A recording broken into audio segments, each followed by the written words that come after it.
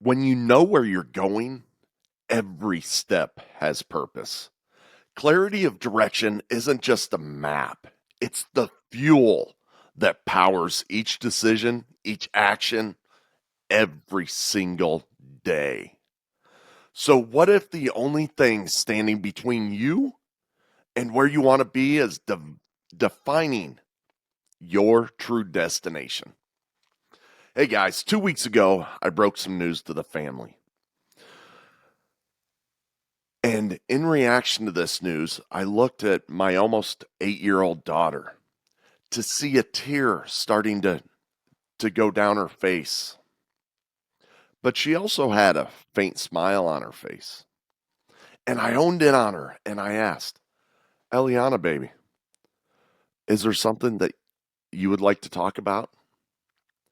And she simply responded to me, Daddy, you kept your promise. Now, by the end of this episode, you, the listeners, are going to have a new understanding of how to prioritize portions of your vision so you'll really know when to go hard and when to pull back in different areas. You're going to also walk away with actionable insights on how to act quickly.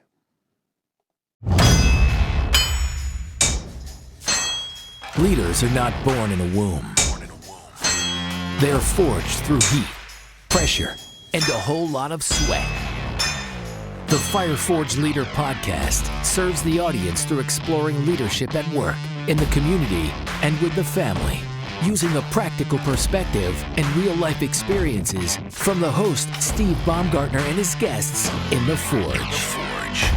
Now, it's time to enter the Forge with the Fire Forged Leader. You guys are probably wondering what that news was that I broke to my children. So here it is. As you guys all know, I work as a general manager for a protein company. Currently, my family and I reside on the south side of Kansas City. The news that I broke was that we were going to be moving to Lincoln, Nebraska. Now, I will continue to work for the same company that I have been, but I'll also be taking over a role in a much different plant and size. Now, going back to that conversation with my daughter and the tear rolling down her cheek, you know, when I inquired to why she was crying, she told me, Daddy, you kept your promise. And what she was referring to didn't take any thought at all. I remember 2.5 years ago, I was traveling 100% of the time throughout the week. And I knew that I needed to be home to be a more active father and a more active husband. But that came with a sacrifice. And that sacrifice was that we had to move. That sacrifice came in the way of me switching careers and going into operations after being in engineering for basically my entire life. And that's when we moved to the Kansas City area.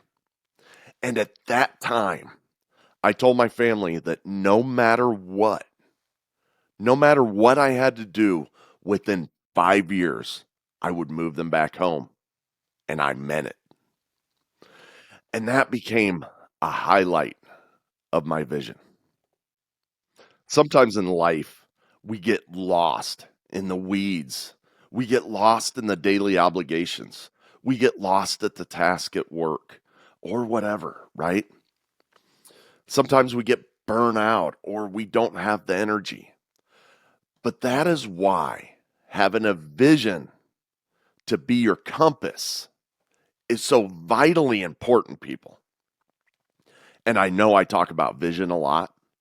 I know that it comes up frequently, but it is the most important thing that you can have because it defines every other part of your life and who you want to be.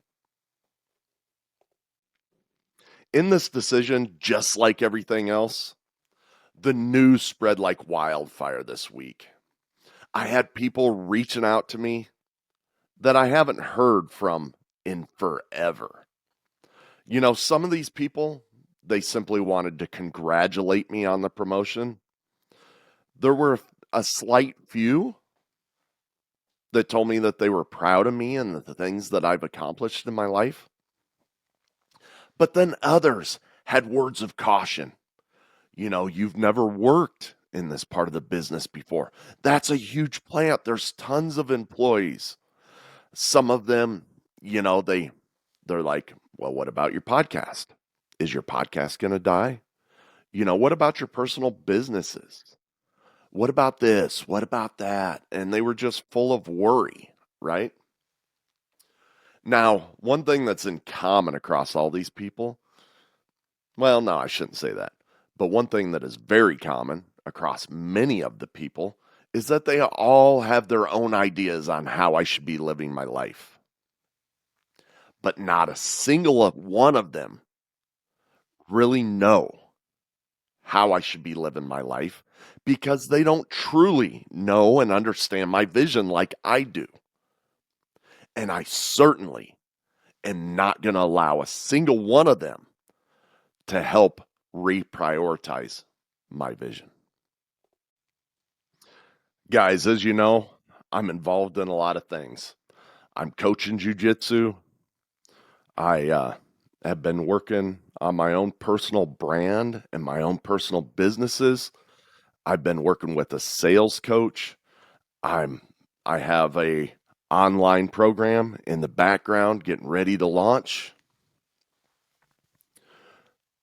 And I got a lot going on. I understand why those antagonists say what they say. But here's the thing, we talk about vision a lot on here. And I want to point to a famous quote from Alice in Wonderland. If you don't know where you're going, any road's going to get you there. But the opposite is true when you have a well-defined vision. And that's especially true right now. Yes, some things are going to have to take back seat. Some of my own personal points of my vision. That doesn't mean that they die. It means that they're going to take a back seat to this portion because it ranks higher. And here's the steps that I want you to focus in on, okay? When you have a well-defined vision, you need to align with it. All right? It doesn't matter how well written it is. If it doesn't appeal to you, it doesn't matter. You also need to spend time with your vision because, well, quite frankly, we forget what's important to us when we allow life to get in the way. Also, when we write a vision, we need to have an order of importance to it. And I'll get into that here in a minute. And then finally, we have to modify it based off from our needs at the time or just differences in our lives than when we first wrote it. So let's break those down just a little bit here. So step number one. Step number one was having a vision that I aligned with, right? And that comes with having a well-defined vision. Now, for my vision, and people do this different ways. You don't have to do it my way, but I break everything down into three parts. First is self-mastery. Second is service, and third is legacy. Now, each one of those breaks up into three subcategories. So for self-mastery, it's mind, body, and soul. For service, it's family, career, and finances. For legacy, it's purpose, reach, and impact. And I'm not going to go into all those different subcategories, but what I will tell you is that I look at each one of the main categories as a triangle, with each one of the legs of the triangle being equally important to maintain balance and fulfillment. Now, the three subcategories for each needs to be a balanced triangle as well. So you need to spend time so that you can fully align with your vision, right? Don't read it out of a book. Don't write down things that other people tell you. Imagine the very best you and write that down. Step two is spending time with your vision. I spend time with my vision reading it. I understand my vision, what it means to me, why it stirs up the emotion that it does. I keep reminders of my vision in my office, on my phone, and right here in my studio. Everywhere that I'm at in my car, I have a reminder. And time is devoted each week to reviewing it and making sure that I know and understand all the parts of my vision. And I could tell you right now, verbally, each and every part of my vision, I might not be able to quote it word for word, but I know the important parts of it. Which brings us to step three. When we're talking about importance, we need to put everything in an order of importance. Now, in one of my rewrites, and we'll get into that in a minute, but I rewrite my vision periodically. And one of these rewrites, I'm like, ooh, order of importance. That makes sense. And I prioritized what's most important in all the different sections of my vision. And I want to give you an example of that right now. When I talk about my body, most of you know that I have a lot of kids that span many, many years. So when I think about it, I think about the age that I will be when my youngest son graduates from high school. And when he graduates from high school, my vision states that I want to be physically capable of walking to and from his graduation unassisted. Because, quite frankly, I'm going to be in my mid 60s. I don't want to be hunched over. I don't want to be there with a walker. I don't want to be there with a cane, wheelchair, whatever. After that, it states that I want to be the most physically fit man in attendance. And then after that, I describe what it looks like, what I look like as a man, what my shoulders look like, what my biceps look like, what my abs look like. All that material bullcrap comes at the end. The most important part is that I'm physically able to attend unassisted, and then I go into being the most physically fit person there. I want my son to be proud of me. And what that does is it forces me to work on the most important things. For example, I work on mobility more than I strength train, more than I do working on the physical appearance. That was a pretty simple example, but you got to do order of importance on every part of your vision. And then step four, you need to modify your vision. So sometimes things change in your life. You know, what is important to you now may be different than what was important to you when you originally wrote down your vision. It may not apply now. So, an example of this is that on one of my early vision statements that I wrote, my wife and I were aligned on wanting to live out in the country on this acreage, keep our kids away from the bull crap that happens in society, right? Teach them how to work with their hands and different things like that. Learn that lifestyle. Now, since we moved south of Kansas City, this part of my vision has gone away. We have a house that's on the edge of the outskirts. But what we've learned down here is that we don't have as good a community down in Kansas City as what we did in Lincoln. And community is a huge part of my family's lifestyle.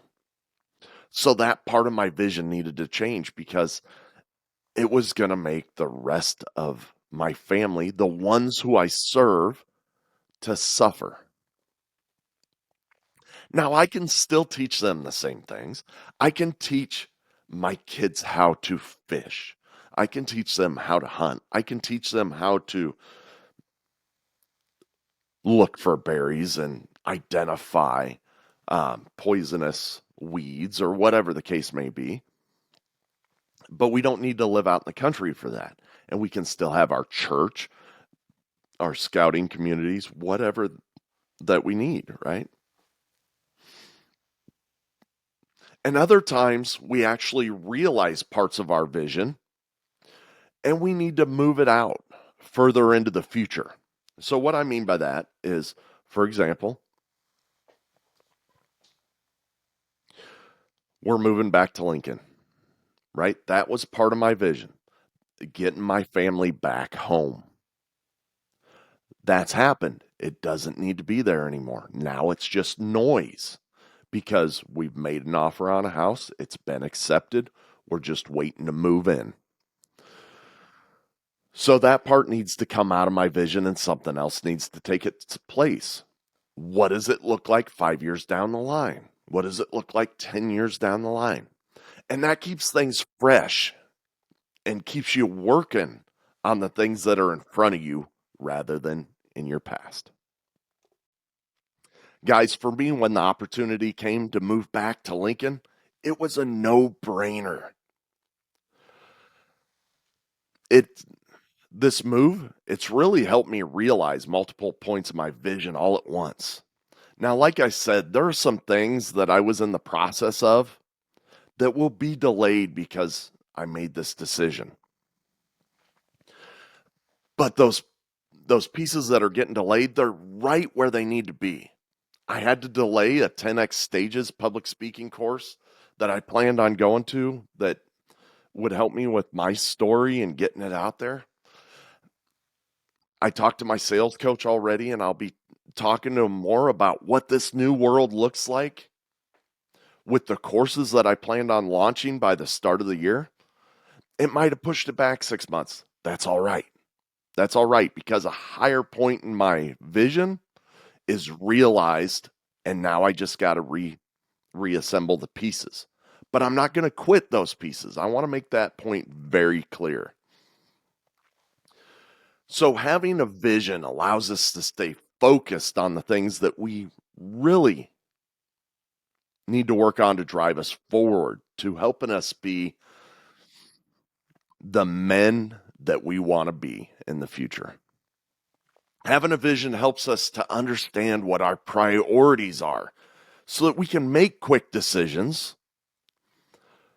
But we need to make sure that we align with our vision, we spend time with it, we have everything listed in an order of importance, and that we modify it when it's needed.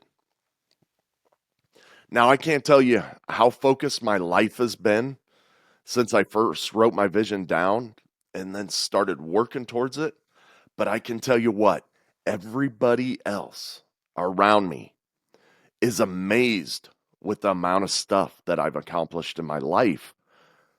And it all comes down to the same point, having a vision and realizing that vision.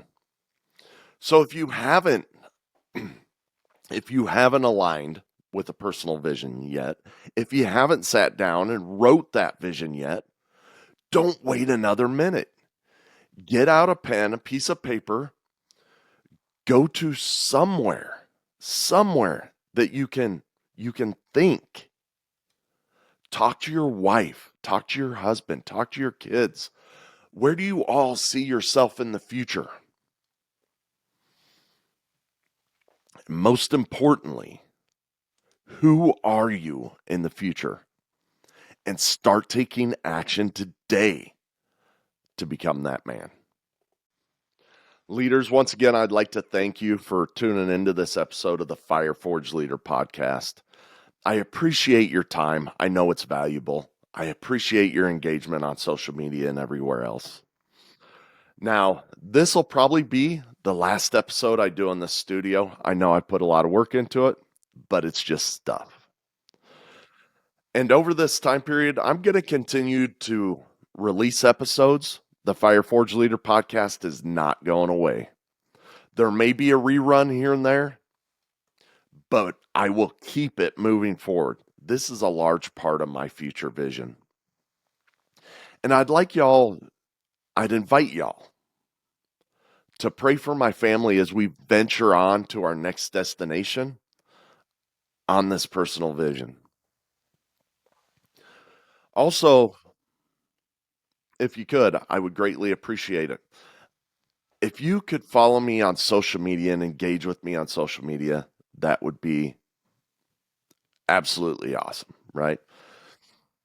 You can find me on any social media at Fireforged Leader. So thank you once again, like I said before, for joining me on this episode. If you found this discussion valuable, share it with your network and leave me a rating and review. Until next time, I want you to keep forging forward on your path with purpose and passion. You have just experienced the heat and pressure of the forge. Remember, words without action are meaningless. Now, after the heat of the forge, shape your thoughts, quench your brain, then put your new tools to use, adding to your leadership. Tune in next week for more lessons from the forge.